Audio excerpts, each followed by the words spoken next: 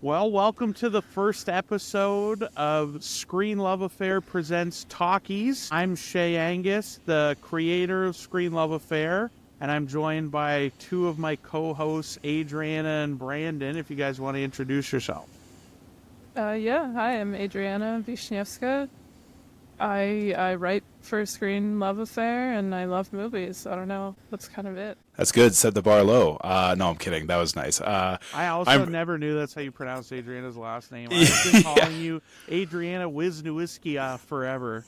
Well, no one knows how to pronounce it, so It's a name. It's a name meant for film and TV. That's for sure. Just unpronounceable. My last name's way easier. I'm Brandon Primer, and like Primer with two M's. Nobody cares. But anyways, I work in film and TV as a set dresser. So it's a lot more like the decorative side of film. Nobody ever notices or cares because it's always shot at like a very shallow depth of field. But that's what I do for a living, and I also love movies. So here we are, joined by Shea Angus. Yeah, so I mean, if you've been following Screen Love Affair at all, you would have read some of both of Adriana and I's reviews and articles that we've posted, and you may have seen Brandon in some of our Instagram content from when we were at the Austin Film Festival. The three of us were there with some other friends, and it was a really good time. But yeah, it was just one of those things as an extension of the website, basically, like three people that love movies and love talking about movies, and there's, plenty of conversations, hours and hours per movie, where the three of us together, even after Austin or just individually after a movie, one of the big ones, Primer called me at, it was like late. It was like 1 a.m. or something like that. It was after like, midnight. I'm going to quick call you, and we're going to quick talk about Alien Romulus, which I hated and he liked. And it was a passionate conversation that concluded at about 3:45 or something like that in the morning. So It had to be done. It absolutely had to be done. I saw a Letterboxd review. I was riding the subway back, drunk as a skunk, after watching the late show of Alien Romulus on the cheap Tuesday night movie experience at the Cineplex here in Canada and Toronto. And I thought, wow, what did Shea say? And I looked at Letterboxd. I'm like, no, I gotta call him. And there we went. And I was defending our Disney overlords quite heavily, that it was some of the best gruel I'd had in a while. And Shea disagreed, but that's where I was like, oh, bro, we should start a podcast. And here we are, the modern version. We've had like separate moments where we've been like in the thick of discussing things, and you're just like, we should be recording this this is the podcast. Yeah. This is it. This is definitely like the modern version of like two guys at a bar like, we should start a business, but ours is like, wow, our film takes are so hot and original, we should start a podcast. Anyways, we're here. If that didn't get people to log off that, I think we could probably get into it a little bit. Yeah, well, I was just on the Screen Love Affair note. Adriana's review for Nosferatu went live the day we're recording. So if you haven't checked that out yet, be sure to. If you haven't read any of our reviews before, we tend to keep things spoiler-free in our reviews. We don't want to give away the movie. We talk a little bit about the themes and things we like and stuff like that, but I try personally anyway, I won't speak for Adriana, but I try to write them as if you're asking me, I've never seen this movie, should I go see it? Is it worth my time? And so I try to kind of write it with that lens, basically, but we do keep those things spoiler-free, but that is not going to be this conversation about Nosferatu. Yeah. Maybe if we want to start, we can give our initial impressions. I'll kick it to you, Adriana, first, just because you're the one that wrote the review, but give us just kind of the spoiler-free general impression of the movie, and then we can dive into it. It's hard to spoil a movie that's like 100-year-old remake, and like everyone knows Dracula. Everyone knows this story. But yeah, I don't know. I loved it. I saw it twice. I brought a bunch of people with me the second time, forced them to see it, and opinions were very mixed. But yeah, I don't know. It's like, I love dark gothic wait, can we swear? Yeah. Yeah. I love dark gothic shit. Bloody, writhing bodies, like Nosferatu sucking people's chests. Loved it. Good stuff. I love the mustache. I don't know, do we want to get right into it, or? Let's get right into it. Well, I want to know Brandon's impression, and then, because I think by the by what I know now, I think I might be definitely the most negative on this movie.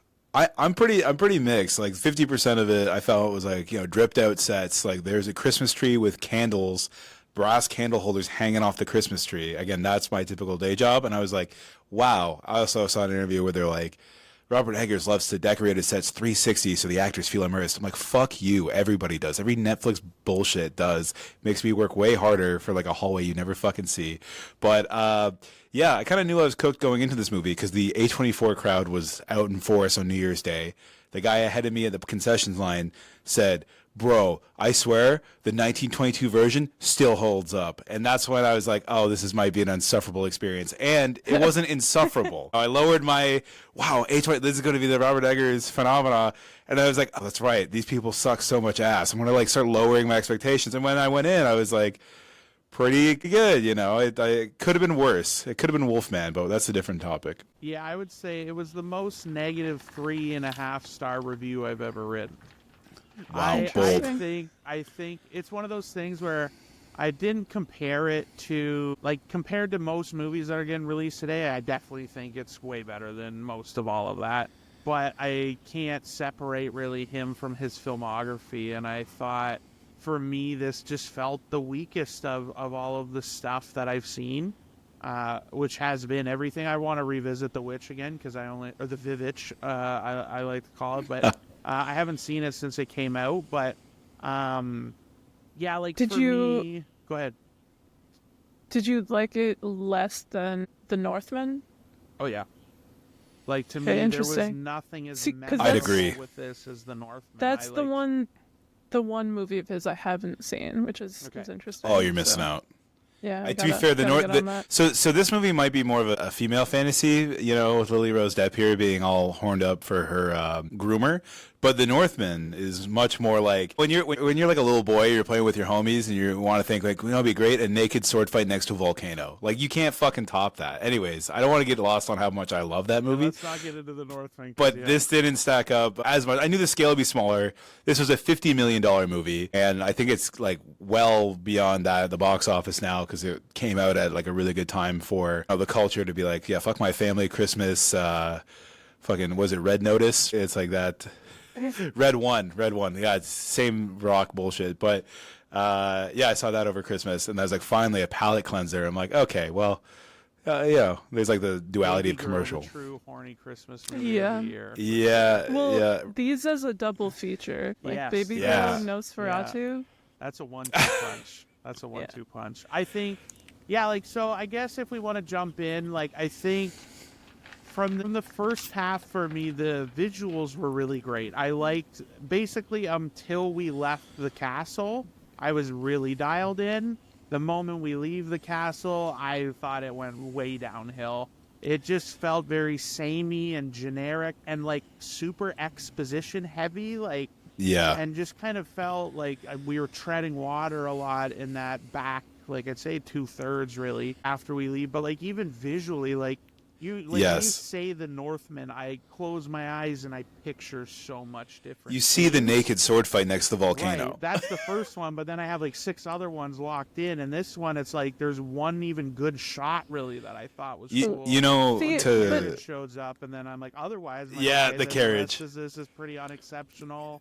And Get into the castle is gorgeous. I disagree with that. Like, I feel like more than anything, it's the striking images that stand out to me. And like, okay, I would just want to clarify, like, I really liked the movie, but I didn't give it a full heart, rating, because I did think there were some like pacing issues and like certain parts like dragged a bit, and it didn't go quite as like deep or weird as I would have liked. But yeah, I don't know, like the shadow hand over the city, the final shot I thought was like beautiful, like his like molten corpse on this like bed of to comment flowers. On that real quick, I had watched an interview where Robert Eggers was discussing the thematicness of that.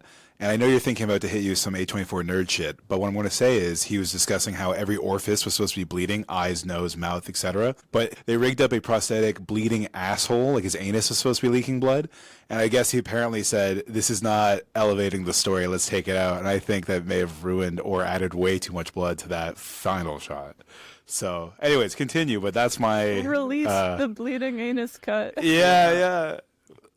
In its purest form. Yeah, no, I think when the Willem light Dafoe finally screaming in the flames, he like was come on. good. Like there was Willem a lot Dafoe, of parts that I liked, but like again, like honestly, and I don't know if he was just that good or I felt other people were bad. Like on the performances, I really liked Aaron Taylor Johnson in this movie. And he's someone like I don't typically love, but I've been liking his more and more as he goes. And I know we've talked about this before off camera, but I was very hot for Nicholas Hoult coming off juror number 2, and I thought he was wildly fine again in this. And it was a return to the good hand form of just, yep, he could have really been like anybody, but like I didn't love that. And I feel like for me, it was just like that feeling where every time I've watched these other movies, like when the credits hit, I have this like, and I just didn't have that feeling. And Nicholas Hoult was definitely like the cuck soy boy to the Chad as Frederick, played by Aaron Taylor Johnson. So and I think it's good that they had such a skinny, lanky Victorian boy, Nicholas Hoult, contrasted with this man of industry, even if he wasn't like self-made. I think you visually see the thick handlebar mustache and the opulence of him much quicker, because even Aaron Taylor Johnson's kind of a generic white guy, but Nicholas Hoult somehow is a cuckier version. So I don't know. That's my input on that. I mean, it worked that way. I'll give you that, I guess. Yeah, I think it's good contrast for having people of that era. You guys gotta watch The Order. I'm just saying. Order. Yeah. What one is that? That's the Jude Law. Okay, yeah, like, that was on my list. You got white to see supremacist. Yeah. Nicholas Hoult, he plays like the villain in that, basically, and like I think it's probably the best thing I've seen him in. But anyway. Speaking of villains, though, the villain in Mission Impossible: Dead Reckoning. Interesting. Yeah. Probably for the best. Yeah, I don't know. I like the guy they had. So. But speaking of villain, though, I feel like we talked about getting into it, and spoiler wise, as somebody who's been watching the trailer, they really didn't want to reveal the Orlok look at all. Like that was like the big reason to go if you're like very invested in it. We all hinted the mustache was a little divisive, but time period accurate. I think we should focus on the look, and specifically, my favorite online comment so far was.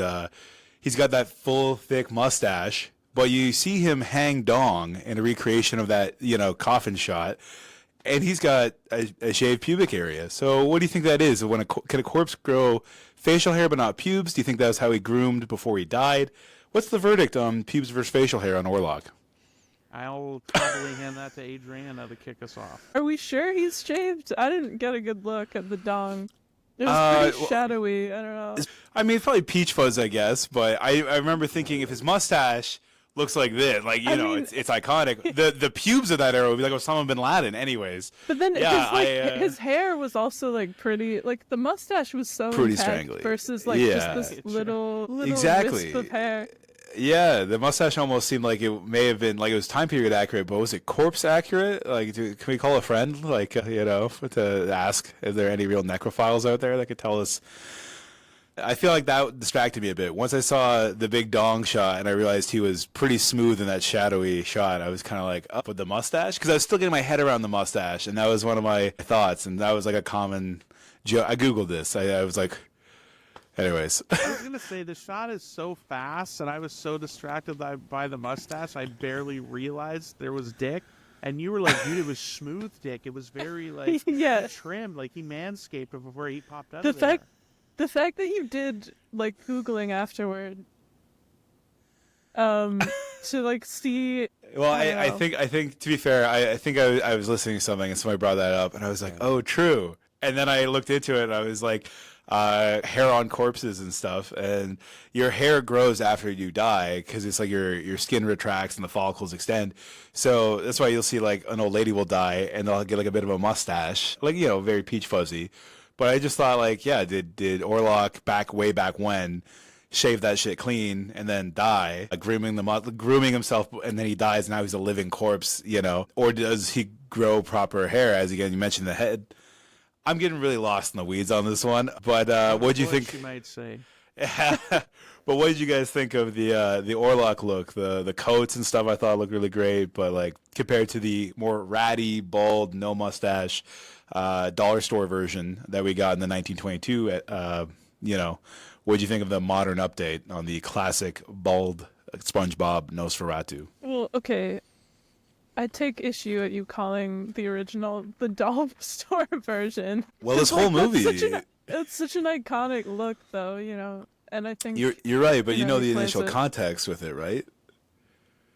What? So Enlighten us. okay, so I did do some research here, but so Nosferatu, the whole thing behind it, it's one of the oldest movies. It was almost lost to history because it's a plagiarized ripoff of Bram Stoker's Dracula.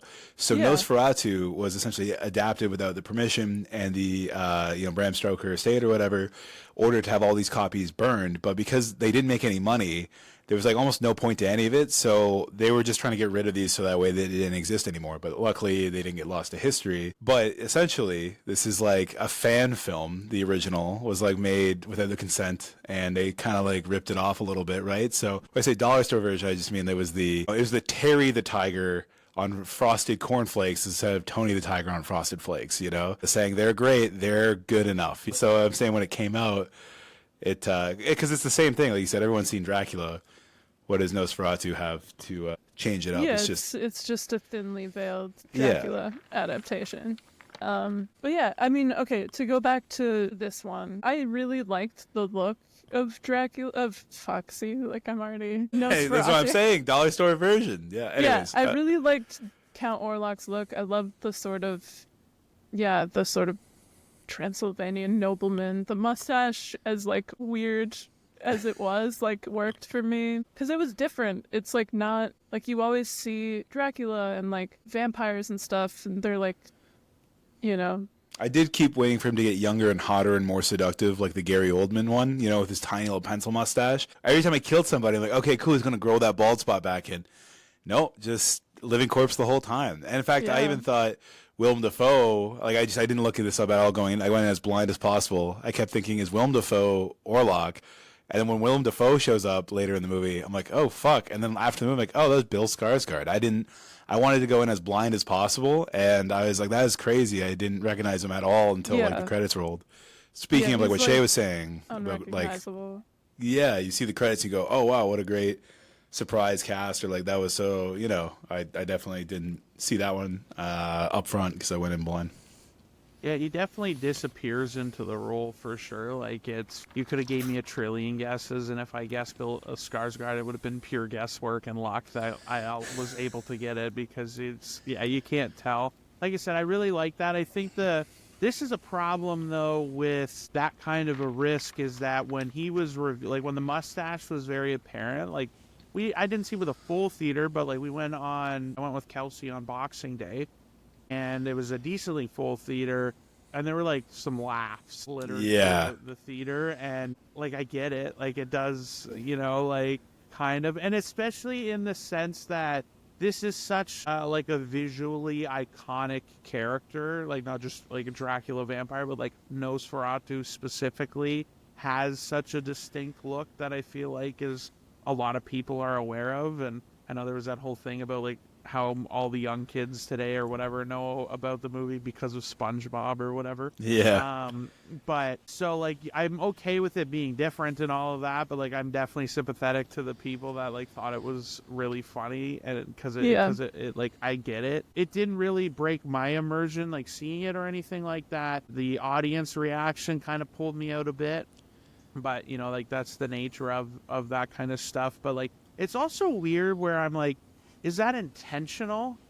Almost like I know like the look was obviously intentional, but like the way that Eggers like weaves comedy into his movies is like very like organic in that same way. So like I don't know that they necessarily would wanted him to look silly, but I feel like a test screening definitely would have had anybody under the age of 25. Like there was like I'm in Toronto and this week at the awful patois accent. There was definitely some kids like 8 rows ahead of me that when you saw them like with a bloody mustache after the first time after biting the chest, they're like, "Yo, what the fuck, fam?" And I'm just kind of like, "Yo, look at that mustache, fam." Yeah, that was the only time where I was like, okay, because and then the funniest thing was like that was so audibly loud, it created like. If there's a 200-person theater, it created like a 50-person laugh echo from that because it was like people could hear, and the tension too was also building. So it was like that little letting off the gas, So I think it was somewhat, understood that there'd be some reaction at a tense time that might be a fun little, because like you said, it's an organic comedy that's not like set up punchline. I was surprised at how like funny the movie was just in general. Like there are moments that are definitely intentionally funny, but yeah, it was interesting because neither of my theaters I don't think laughed at the mustache or like his look or anything. I don't think, at least not that I could hear, but people did laugh quite a bit during the like Nicholas Hoult, Lily Rose Depp sex scene where she like berates him and then they start like fucking. There was the same guy, same like Toronto fam guy at the front, like near front rowish. When that was happening, I swear to God, he let out like, "Oh, she's a freak, eh?" And then that got like 100 of the 200 people audience, and I was like, "Fuck, we have a comedian now." But there was people before that, like not little girls, I don't know, like maybe 16-year-old, like I don't know, Gen Zs, and they were giggling up a storm during that whole thing, especially when she's like. Face to meat and pant, like staring up at him, being like, that was a highlight. These girls were like, "Oh my God," and I think the guys were waiting for like that over the top, like "You can't fuck me like Orlok" line. I'm paraphrasing. I hope I don't think she said "You can't fuck me like Orlok," but I mean, anyways, essentially, yeah. Essentially, yeah. The thing that got me, like, okay, also the voice and the accent. Again, didn't break my immersion. Like I kind of was on board with it, and I thought it was like super impressive. I found out after that Bill Skarsgård trained to be able to lower his voice an entire octave just to do that voice, which is crazy. But it was with an opera coach, I believe. Yeah, that's right. But then after the second screening, Ty was like, I couldn't stop thinking. About the gatekeeper from Nightmare, the like VHS board game, and like he just sounds like the gatekeeper. Oh yeah, and that just like I think ruins the voice for me a little bit. I had it ruined for me. There's a famous TikTok that is a guy who does a pretty good impression, I guess.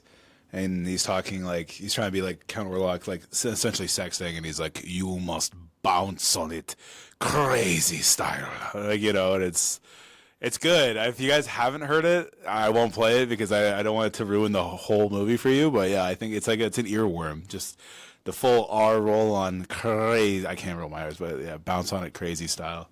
As if he was, again, like a Gen Z trying to sext a shorty. I feel like Toronto is ruining my ability to enjoy anything. I was going to say, it sounds like... Did you say you saw this on a cheap Tuesday?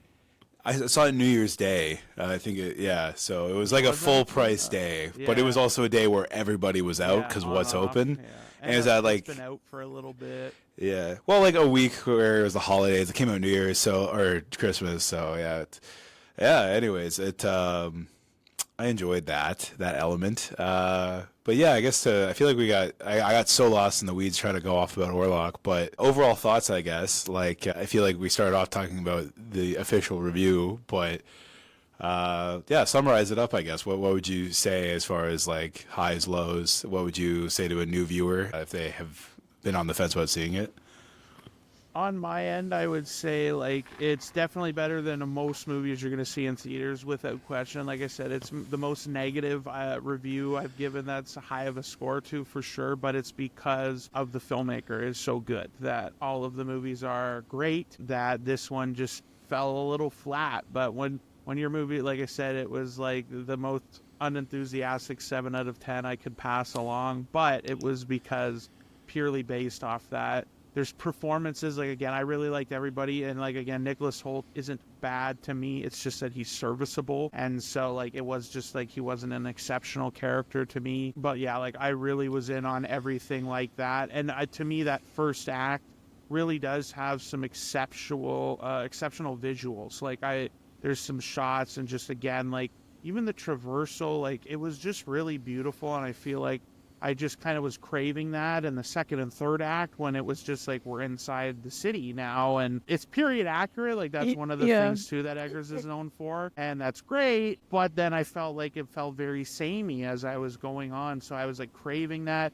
And just one last note I have is that one of the two of the other cool shots that I can think of off the top of my head are both in the trailer, and I fucking hate that so bad. And like I don't watch trailers, I don't seek them out, but like the hand one going over the city that you mentioned, like would have popped me a lot harder if I didn't see it beforehand. And I felt like I'd seen it so much because we go to see so many movies in theaters and the trailer plays in front of it, that like we can't help that really. As much as we both were like and then we try and talk through them, we can't avoid it. And so it's really disappointing to me when in market, and I get it, you're trying to sell the movie so that you do that, but I just wish like I could have dodged that even more, because I feel like it would have had a little bit better impact on me as the movie went out. But like I said, don't be deterred by like I said, it's better than most of what I saw last year without a question, and I think definitely worth your time if you haven't seen it already, and that's my take on it. I mean, you can go. No. Not to summarize completely, but I guess I was going to say, like, did you guys have a favorite beat, outside of like the big ones? Was there a favorite? Like, I really liked the rat character guy, the Rory's broker guy. I think in the original he eats like a bug, and like, wow, how mentally ill. And in this one he's like biting the heads off pigeons. He's just such a ratty, grubby little fucktard, and he does great. Yeah. Also, if you've seen the original, like that douchebag in my theater, Orlok carries all these, like his coffins, and like a super speed, like old sped up film reel effect. And also Orlok was like the driver of the carriage in this scene. He was the one that pulls up with like a mask on. And they got rid of all that campiness by having that character, that rat guy, just be a grubby little henchman. But yeah, I think that guy is like such an understated performance in this movie of like really good performances. And like Aaron Taylor Johnson, my favorite scene, I think in the movie prospectively, is like it's pretty crazy and you're with the characters. But that moment when he's like after his wife and kids' funeral, he's in the cart. I think I was telling you this, Shea, but it was just like, yeah, all these people are like, okay, so we're going to go to the castle at night, And he's just like, I just buried everybody. He's like, you fucking crazy people who I've been in denial of this whole movie are still just kind of like talking right over all the shit I'm going through. And like his whole world's falling apart. And he's like the sanest one amongst them. And then, when he ends up doing what he does, you're like, oh, yeah, that was the breaking point, was that cab ride back in the horse and buggy carriage where it's like, he was, you could just see like the look in his eyes, this 1,000-yard stare just growing. And I was like, I thought that was an understated moment that was really strong when, again, you've got like Willem Dafoe just chewing scenery all movie, and Lily Rose Depp or whatever having her O face. But yeah, anything for you guys? We never talked about Lily Rose Depp, actually. I'm curious what you guys think of her performance, because someone I know, like an acquaintance, happened to be at the screening I went to in Ottawa, and we like talked about it a bit on social media afterward, and she didn't like Lily Rose Depp and called her like a low rent Keira Knightley. That's amazing. And yeah, like kind of, it was like almost the moans and stuff were like too much. I don't know.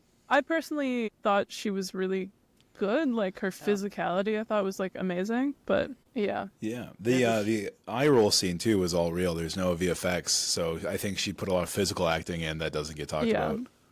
Yeah, I think on like I really liked it. Like I don't know that I've seen her in anything specific before, but I thought it was really great. Like this is if anything, like I kind of create like the over the top nature, I guess, of like a lot of her moments, like just with the nature of how the character's written, like really worked for me. If anything, I kind of wish the movie was more at that level kind of consistently, because I find her stuff was kind of the like not over dramatic in that sense, but like it's just at a higher notch. They're going a little harder with those moments, and I felt the rest of the movie was very like subdued and grounded.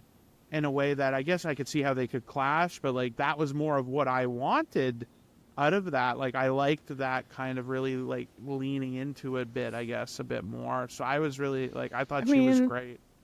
Subdued and grounded aren't really the words I would use. I was about to say, speaking of which, yeah, I also really like how she has like a much more like kind of like plain look, you know, because I do get the vibe if she was like distractingly Megan Foxy.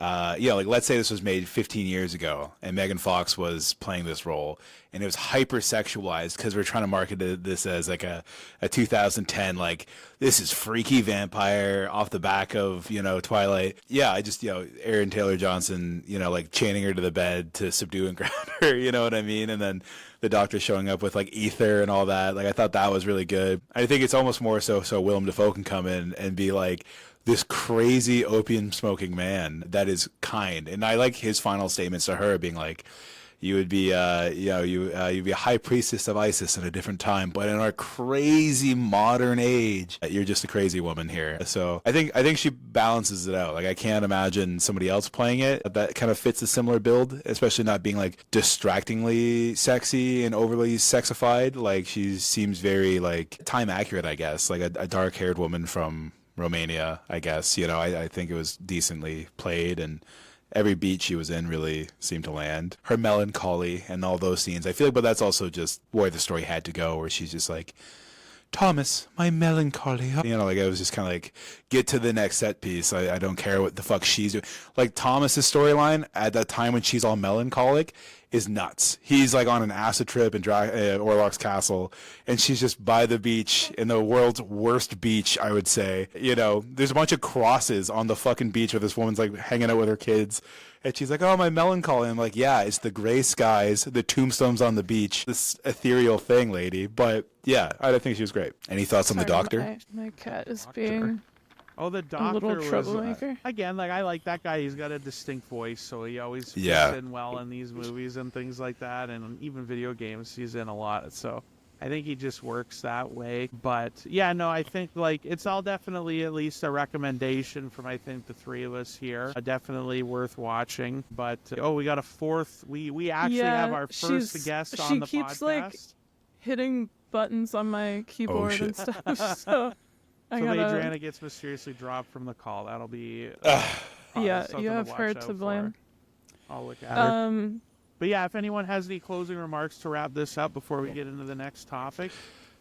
Yeah, well, okay, I will just say the castle sequence is like by far the highlight of the movie for me. The whole thing when he's like going to the castle, I thought it was like super, super well done. And yeah, like you said, the attention to detail, all the period accurate stuff, all of that I really loved. The costumes, the lighting, the sets. Technically excellent. Just a fantastic movie. Do you think it's going to get Oscars for stuff like that? Like, I feel like it's going to get snubbed, eh? Yeah, this is what not a transitionary comment, Brandon, because... Well, speaking of things that are going to get things at the Oscars that it doesn't deserve. No, don't do it to me. Not yet. I'm not ready for it. Emilia Pérez. Yeah. All right. Shall we get into it? Yeah, we have to. Brandon, don't drop such good transitionary lines unless you're ready to transition, okay? You walk into that. I did. Perfect. I saw the opportunity. To take I super did. You know, the funny thing is too is speaking of like all the Nosferatu things, my Letterboxd review I think ended up being like absolutely dripped out movie, but kind of mid for real. Like just the Toronto man speak because I was very much in the Toronto man world watching this. But yeah, okay. I guess we could do Emilia Pérez. You gave us a great transition to Emilia Pérez, the worst awards darling I can think of in recent memory, certainly. But Brandon, you saw this last night. It's most fresh for you. So why don't we let you take off the discussion on this one? Oh boy. Okay. Well, first off, yeah, I just want to point out as the tannedest one, the most tan in the group, I think I'm allowed to comment on the Hispanic culture that's on display here. That's my only claim to being able to talk on this movie because for the rest of it, it's pretty inaccessible. Yeah. So I guess to start off, we were trying to figure out we should talk about this because it's going to be in the Oscars and we should all know all the Oscar stuff this year. But the point of this is you guys were like, yeah, let's watch Emilia Pérez. We got so much to say.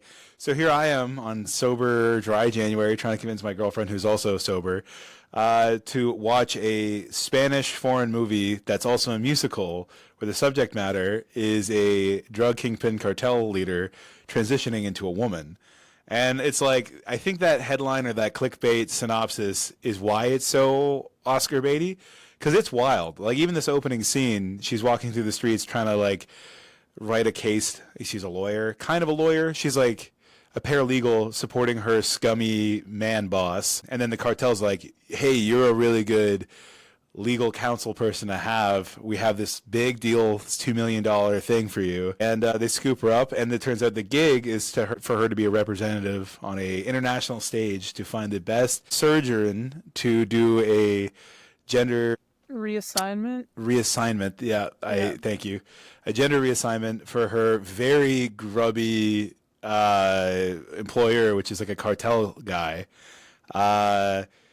And fuck, I'm so lost, and I don't want to summarize every beat of it, but let's even just deal with that for the first section, okay? Yeah, because let's just. Already out of the there's gate, so much. There's so much. Yeah, that's the first 20 minutes of the movie, basically, in terms of setup and what happens. I will say, when I watched, it's like I had heard about it, and then all I knew was that there was, I think, if I remember correctly, it was like some big buzz like coming out of a film festival. But then like a lot of people were kind of seeing it after its initial release, like debut, I should say. I think released till later, but then like the word out of that was like, what are we talking about here? So I'm like, okay, a lot of mixed feelings. So it won, I think, the Cannes Jury Prize. Right.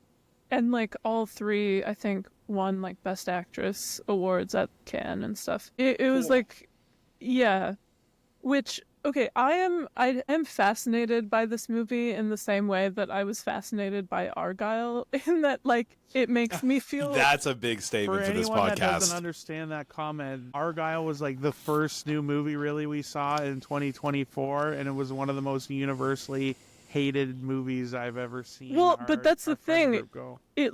It wasn't universally hated outside of our friend group, which made me feel crazy, because I was like, what do people see in this? It's garbage. And I couldn't stop reading like reviews and stuff of it, because I was like, did I watch the same movie? And that's exactly how I felt watching Emilia Pérez, because I was like, how is this winning? I watched it right after the Golden Globes, where it like sweeped all of the comedy musical awards, and I was like, what is happening? Like, why? So to add to this, I had such a roller coaster watching this, and I think that's why I found some levity in enjoying what I saw by the end of it.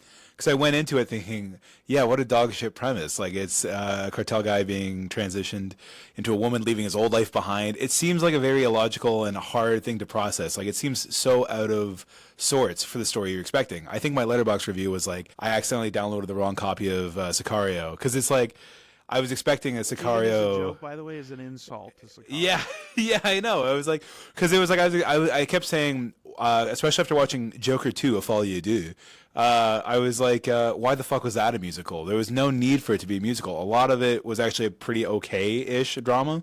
But for this, I was kind of thinking, why not just be a straight up like Sicario style serious drama about this, drug kingpin that's like, please, I want to be a woman. Because I thought that might actually be a lot more Oscar-ish, a lot more interesting. And the musical stuff was so corny at first, it was taking me out. And like, there's a whole number where she's talking to different doctors in Singapore and Finland or whatever, and they're like talking about the rhinoplasty for the nose and all the, and it's like, this is really like a lot going on here. And I don't know. The infamous penis to vagina song. Yeah. And that's also the first English you start hearing in the movie. It's all Spanish second language for us. And then the first English is between a Singaporean doctor and her. And they seem really keen on doing it. And it's just, it's strange. The whole thing's a bit strange. I kept thinking the musical element is a detriment until there is a scene, I think like 35 minutes in, and it kind of shows the drug kingpin with our main character in like a armored car. And I think that's where some of the best moments happen, is in this one-on-one armored car where they're leaving or going to or transitioning scenes, discussing what needs to happen and why. And it's him kind of confiding in his lawyer confidant, like, why he wants to transition. The first or second time he does it, it's in song. And it was actually, not to be that guy, it was kind of beautiful. I thought that was really awesome. Because if that was serious, if this was a Christopher Nolan or Denis Villeneuve serious like drama beat, it would be really hard to take seriously. But singing about it in the way that they did, choosing the number they did, I found it to be a lot more digestible. And then I started like listening to the frequency. I think if you're in the right mindset and you tune into the right frequency, you can kind of appreciate some things of this, even though I don't think it's a great movie. I think there's a lot of good elements in it. And I think that was it. When I finally got sold on the musical numbers, 4 or 5 deep, and like, again, in the back of an armored car after like the cartel cookout, you know what I mean? Like I was like, oh, I get it, because this song about singing, he's like, I don't need money, but I need to be able to sing, and I can't sing as a man. And I'm like, oh, okay, I get that. It's surface level, but I'm starting to get it and wrap my head around it. Where before I was like, this is some corny shit. Why are they doing this? So it's actually wild that I managed to sit through that entire thing and not interrupt about 75 times. Because Shea, do you wanna go first? I couldn't wildly disagree more about everything you've said. This makes Alien Romulus look like, oh no, we agreed, bro. There was nothing redeemable about this movie whatsoever, including performances or technical things. Like, I thought, like, listen, I don't love musicals. I'm not a big musical guy, but like, I was excited for Joker being one, because I'm like, okay, like, big swing, let's go for it, like, shake it up. And it was somehow like the flattest mid thing I've seen. And then this was just like, not flatter as mid. It's very vibrant and a lot of good camera movement. Okay, it's shot vibrant. Yeah, it's okay. It's shot like a Narcos TV show that has dance numbers sprinkled in, and like like if this was like a frat bro comedy, this would be like the most offensive like thing, because like to me it was like wildly. I'm stunned. Like, and you said at the outset when you explained the premise, that you're like, I think, like, you said, like, oh, this kind of seems like Oscar bait.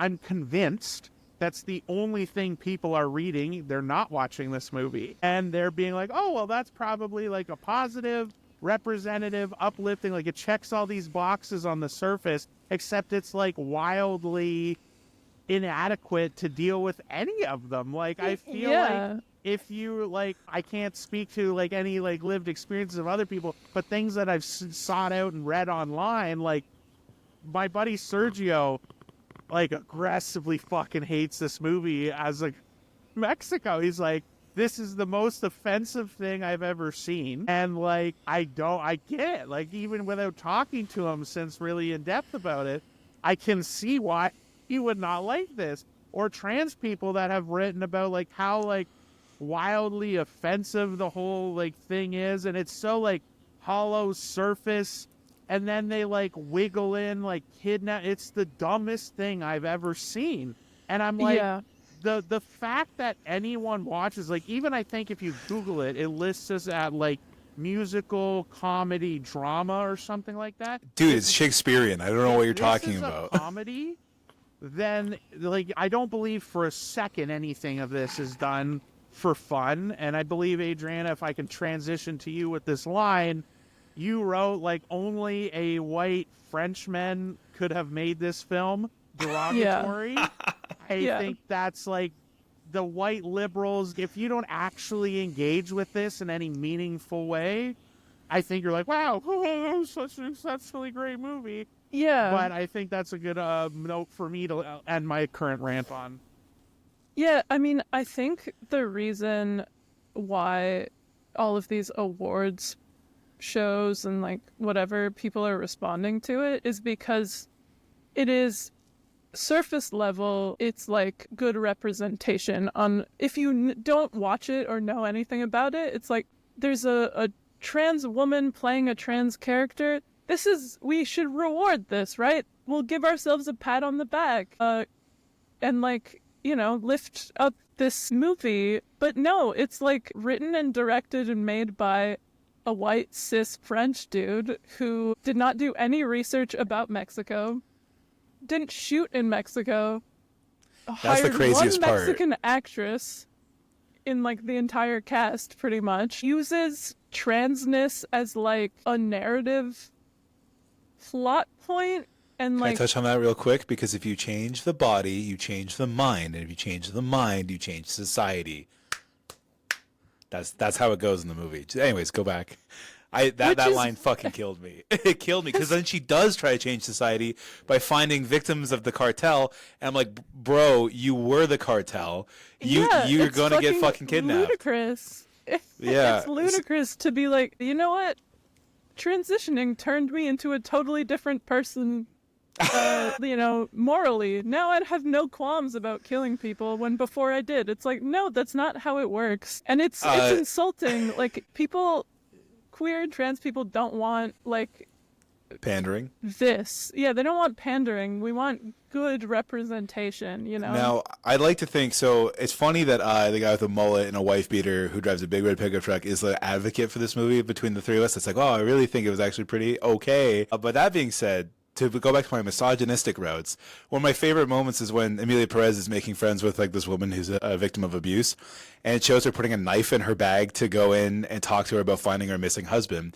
You think she's about to maybe assassinate Emilia because of all the cartel shit going on, but you find out no, she thought Emilia found her husband who was really abusive, and she's going to kill him because she couldn't go back to him. And then it's funny because they basically become like overnight BFFs and lovers. But like one of my favorite scenes is when she's leaving, she's like, "Did you really bring a knife?" So she like flashes her knife, and she goes, "Oh my god!" And then she flashes her gun, and I'm like, that's how you make girlfriends in Mexico. You flash your piece, and you're like, fuck, man, am I right? Like, it was just the most, like, it's weird. I got the biggest laugh out of my girlfriend and I, but it was like, wow, that's probably, like, the funniest joke, and it's literally just like, I would have shot your man. I would have stabbed my man. And they go back to their own, I don't know. There was a lot to not love about this movie. So wait, to go back, because I wasn't finished. Oh, yeah, please go go back. To back. the musical side of things, like... Thank you. The music is god-awful. Like, there's no songs that are memorable or catchy. Like, I don't remember anything except for Penis to Vagina because it was memed to hell. And, like, there's no melody to anything. Like, they're all just kind of, like, singing at each other. Like Joker 2.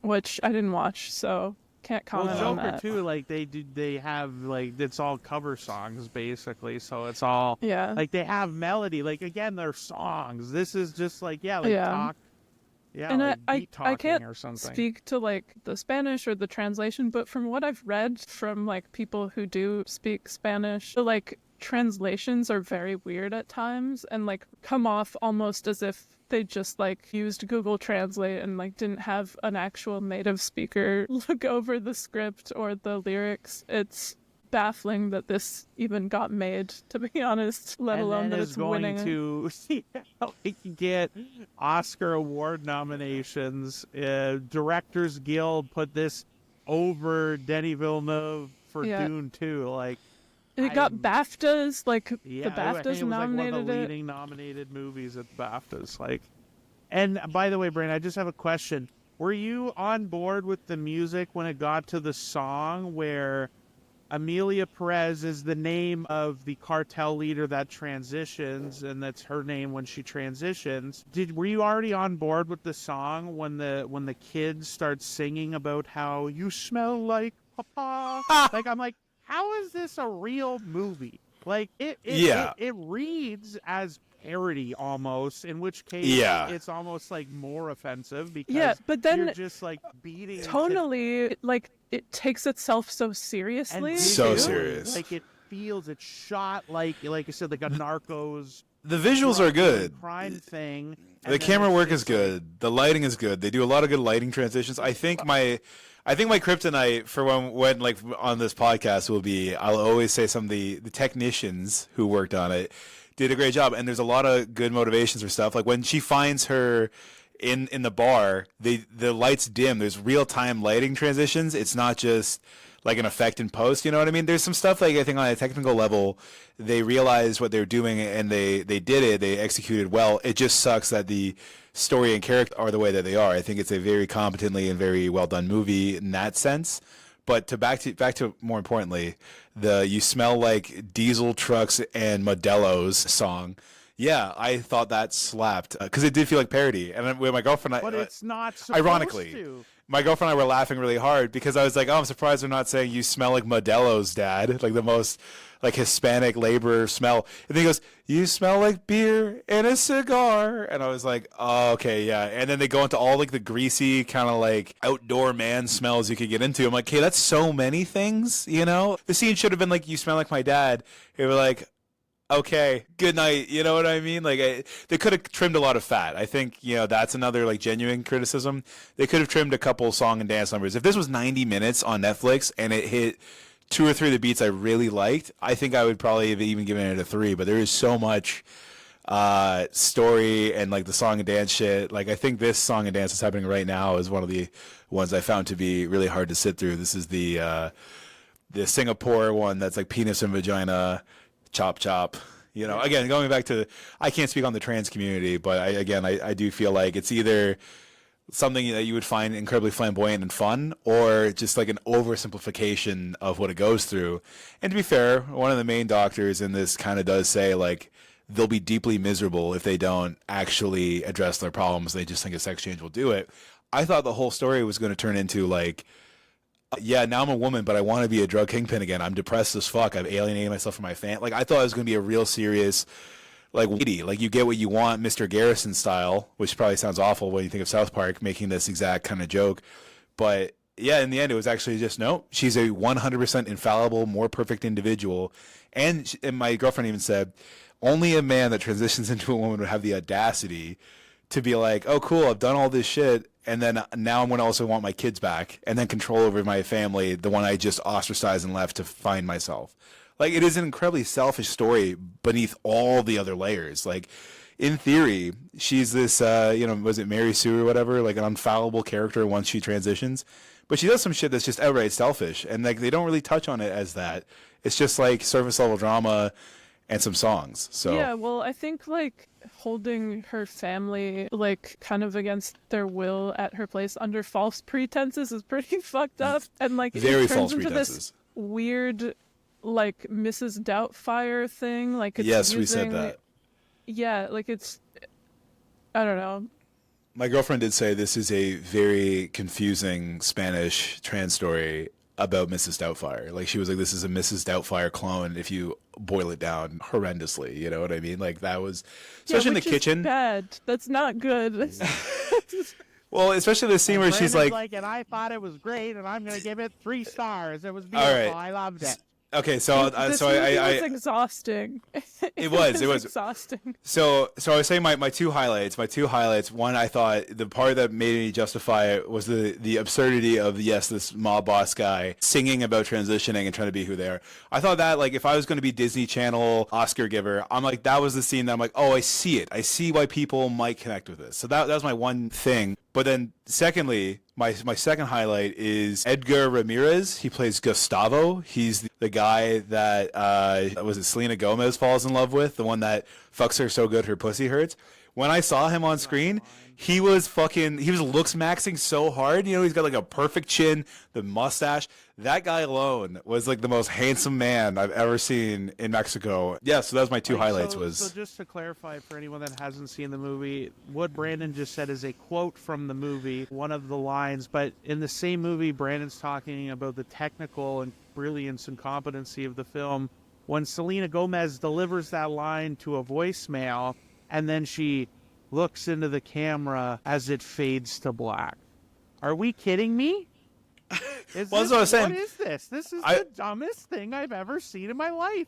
You cannot be that stupid and bad and also, then try to be a serious movie about serious things and topics. Like, what are we While doing? we're talking about the like technical aspects of the movie, this like weird split screen scene where they're all on the phone, was right? One of the worst looking scenes I've seen in a while. Like, it just looked so bad, and it was her in the middle, like the girl in the middle, and then she had Selena Gomez.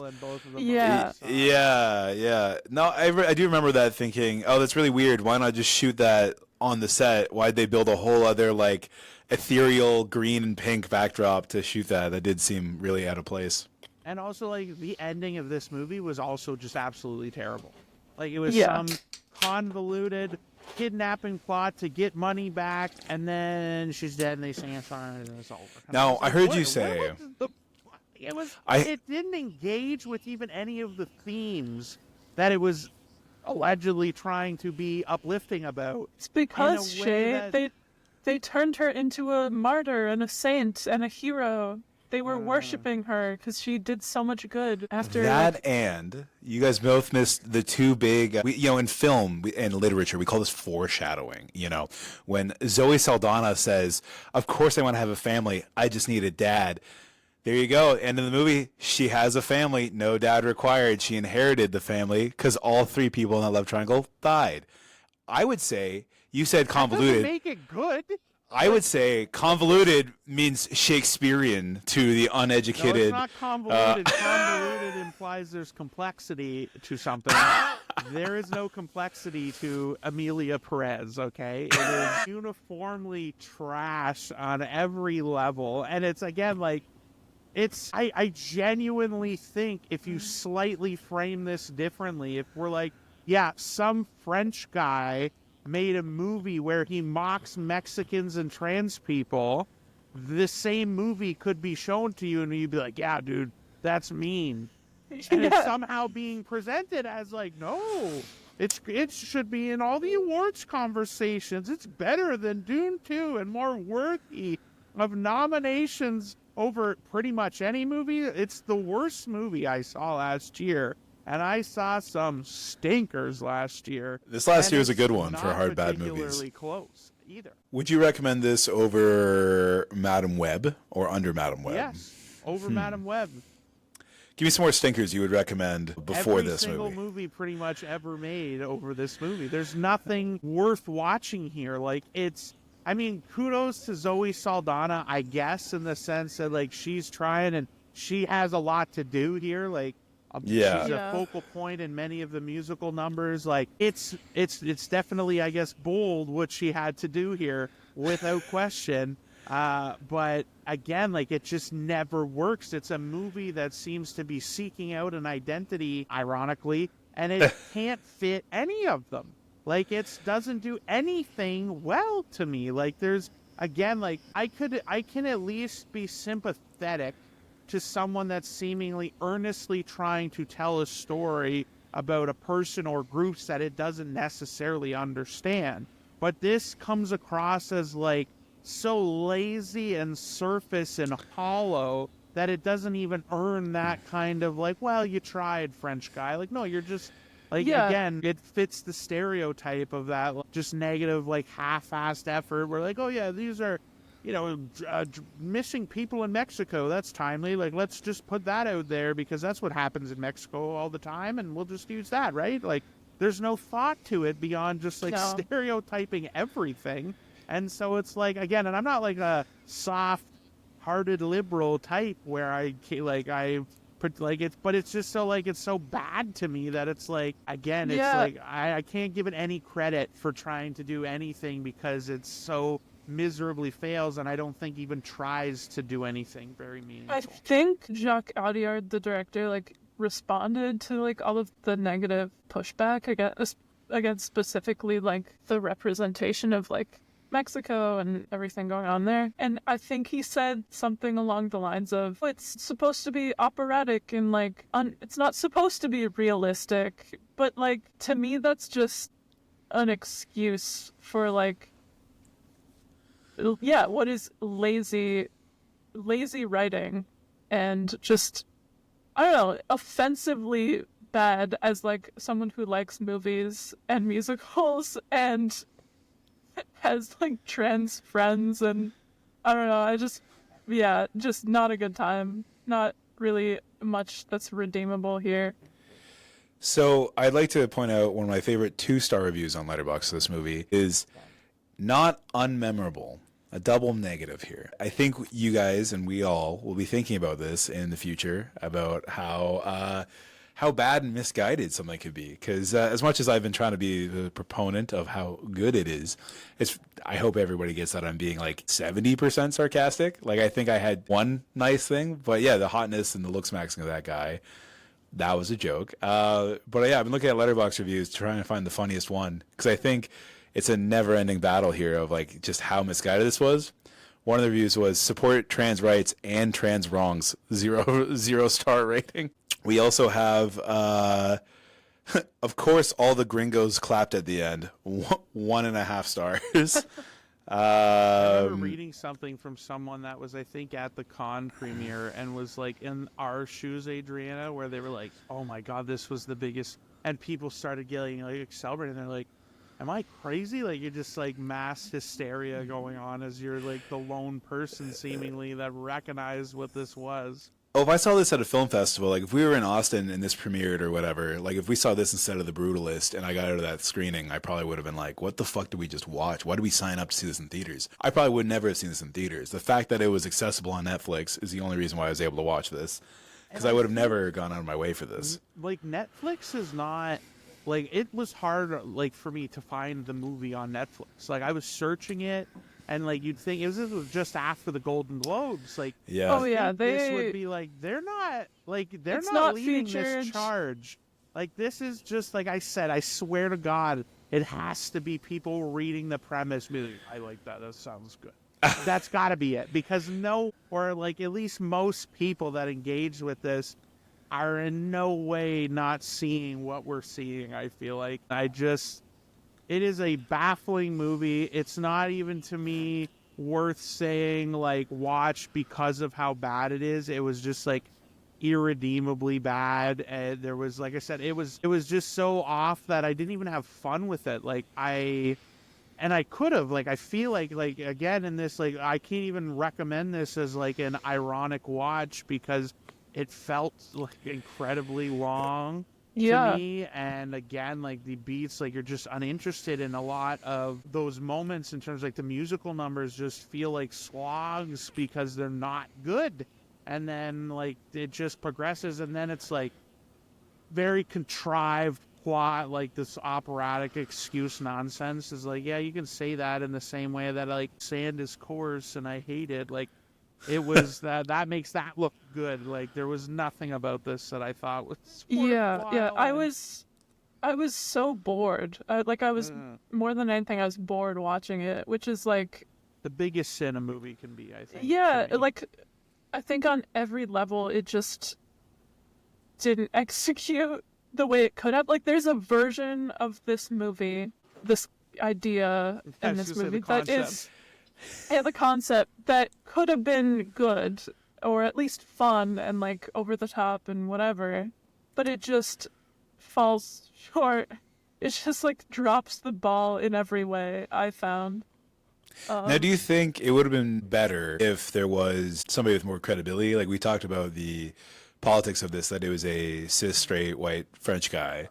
Do you think, because I think as it sits now, the draft of this script, I don't think it would have been anything in someone else's hands. There would have to be extensive rewrites. Like I'm not just like shooting what he had, the way it was done. I think technically, again, really well made, but like all our complaints are, man, that song sucked, that character sucked. There was nothing to grab onto here. It was just a badly written movie. But again, like it was a $21 million US movie. And I feel like it's put to pretty good use, technically speaking.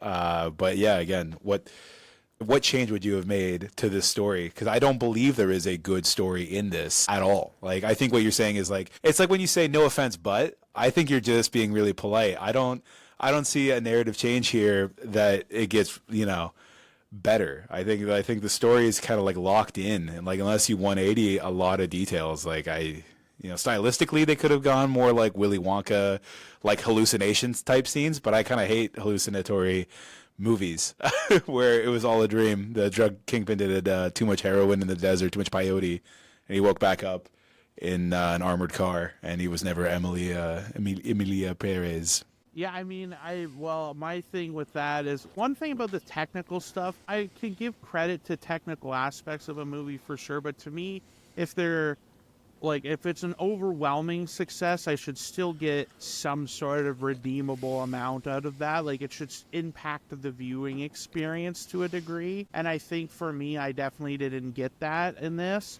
I think the other part, and I want Adriana to answer most of this because I feel like it was also kind of like more in response to what you said, but like that's why I said when you said that, I think the concept maybe could be something worth like exploring. Like at the very beginning, like even the choice, like, and I mean this at a very high level, like you're not reworking, like this script needs to be completely rewritten, like to make anything. The songs need to be completely redone. But like, for example, like some of the big choices the character makes, like choosing to abandon your family. Yeah. Is very not selfish. at all engaged with in any meaningful way. And then, which I'd imagine if you're someone in this situation, like the cartel element does add like a complication to this from a narrative perspective that they don't engage with at all. And yeah, so, it's almost like the movie reaches a point where there's a turning point and then it's as if nothing like it goes in a completely different direction and none of the character motivation like really makes sense or yeah. Because we instantly, right, like the transition happens, like for the character and the movie, and it literally goes from abandon the family, living as a woman. The next scene basically is 4 years me later at a dinner, and it's like I want my family back, and like we've skipped over everything. Like it doesn't, like narratively, there's nothing. You could undo the whole thing. Like to say that there's like yes, there's definitely no improvements really. That could be like little tweaks here and there that fix this. It has to be redone, but like there is a complicated, interesting premise there that I think like what would the strife be to make the decision maybe for cartel related reasons you have to leave your family, okay, but like again, like explore that. Like this is to me the interesting character moments for Emilia Pérez in the movie. None of them are ever engaged with, and when there is a character-ish moment or like a challenging moment dealing with the family, like Emilia kind of turns into the old cartel boss version and is not like a likable character in that moment. She sicks the goons on that guy. They beat up his pretty face. Right, and it's like, but that's not even meaningfully engaged with. Like I didn't get the impression from that the movie wanted me to think more negatively or complicate my feelings about it. It was just like, no, it was good. And then we're saying to add to what you're saying, I thought it was just bad. I think as you're saying, which I didn't really think about or like digest because I'm still so fresh off the back of it. You literally watched this like less than 24 hours. Yeah, like exactly 24 hours as of right now. I was sitting down to eat dinner, and my girlfriend even said, "Subtitles. I'm trying to eat here," and I was like, oh, "Man, I love you." But so the point of the story is, when you talk about it could have been a really offensive, funny bro comedy. Not only did it go from like getting the operation and transitioning, and then hard cutting 4 years later, I want my family back. The scene that we saw before that was Emilia Pérez wakes up in the bed covered in bandages, holds a makeup mirror to check out her lady parts, and they smile, and then it cuts. I think at the time watching, I'm like, oh, that was kind of funny. It's almost like a Big Mouth moment. It was like a little bit edgy, a little bit like. And I even said to my girlfriend, "Do you think that's how that happens?" Like I don't know. I need somebody to clarify because I feel like maybe every guy would do that, right? When you say if you could like gender bend or switch bodies with like a friend, the first thing you would do would be check yourself out. But in this almost bro-like comedy moment, he's like, ah, yeah, like, and then it hard cuts, and she's a beautiful woman at this bar being like, I want my family back. I am him. I am her. I want my so it is, like you said, it is tonally really funny. If you were to like change the music or even some of the edits, it could have definitely been like a bro comedy or like it's a parody of the subject matter they're trying to handle with this Oscar tact, I just want to expressly state that I do not think this movie, even if that framing were to happen, would have been funny either. Like, it's just bad. It's just bad. But I mean, like, I mean, like movie 43, an ignorant bro offensive kind of thing where it's just like it's not meaningfully like again South Park. Just because you mentioned that earlier, like the Mr. Garrison dig into issues or topics or whatever and find the comedy within that. This doesn't dig. Well, speaking of, by the way, the scene's playing behind you. They didn't. Oh yeah, the mirror. They didn't dig into any of it. It's also surface level. Like again, not to single you out because you and I are in the same kind of demographic categories, but like you saying that that's what I think I would do in that moment is probably exactly why this movie sucks and is the problem because we are not, and I think I say me and you individually. Wouldn't and shouldn't, frankly, again, if we can't do or like if you're not supplementing that with creative partnerships or working relationships or meaningfully engaging with the kinds of people that you're trying to tell a story about, right? Like, again, it's a different movie, but Sean Baker and Honora, like, he doesn't belong to the demographic groups that he covers in his movies, but it's always done, I think, with such care and attention, and to me is so much more effective. But again, like, I think I'm just going to sound like a broken record, so I'll stop. I think my portion of this conversation is done. This movie sucks. Yeah, I hope it doesn't win anything, and if it does, shame on everybody, because that's egregiously embarrassing. Just to kind of piggyback off of what you just said, and to go back to my Letterboxd review, I just want to say, like, it was mostly a joke. I do think it is possible for, like, you know, people who are not part of a certain demographic to tell good stories about, like, we've seen it before. Speaking of Sean Baker, you know, his movie Tangerine is about 2 trans women. It's a fantastic movie. It's great. But like, this is not it. This is not the way. This is not how you do it. You don't tell a story about Mexican characters set in Mexico and don't even consult a single Mexican person. Like, I don't know. We could go on and on. We could probably just, like, keep talking about this. But yeah, I think we've kind of... I think to wrap it for the negative side of me and Adriana here, I think, like, I mentioned that kind of comment earlier, like, I can give credit to something that earnestly feels like it's trying to be sincere about a story. And you should be able to feel that in a movie, even if it's not executed perfectly. But I think, like you just said, Adriana, you don't feel that in this movie at all at any point. And I think that really speaks to the complete lack of effort to actually do this in a meaningful way and try to actually make this as good as it could be in that regard. So I think it's only fair, because this has been a bit of a 2-on-1 conversation, Brandon, that we let you close this out for the first episode.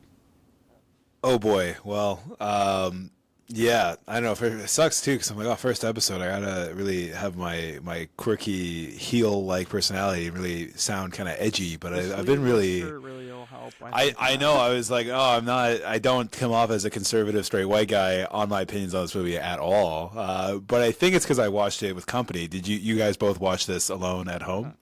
Yeah. So Misery Loves Company. I'd say watch this with a partner, maybe somebody who might be more progressive. I watched it with a Toronto liberal, and by the end of the movie that they said, oh, fuck, subtitles at the start of, they said it was great. And I can't wait to hear the podcast about it, even though she said that I hated it. And I've now been here being the holy beacon and the moderator of, well, it's not so bad, guys. So, yeah, thanks for tuning in.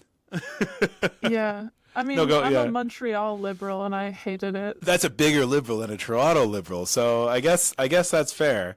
But yeah, I don't know. Watch it with company. I feel like there's a few drugs points. And alcohol, legal ones, of course. But maybe that'll help make it a little drugs bit more didn't help. tolerable. Yeah, drugs didn't help enough. And I would say, I would actually just don't even give it the attempt of, if you had all the drugs and alcohol in the world, don't watch this movie. Don't give it another view. It's not worth it. It doesn't deserve it. Please don't. I mean, unless anyone has anything otherwise pressing to say, and I'm definitely going to take the reins on the closer, because I will always do the cheesy closing bit in spite of Adriana's reservations. But I will say, on behalf of Brandon and Adriana, thank you for listening to the first episode of Talkies, and please remember to silence your cell phones in the theaters. Thank you very much. Amen. That's a closer I can get behind. There you go.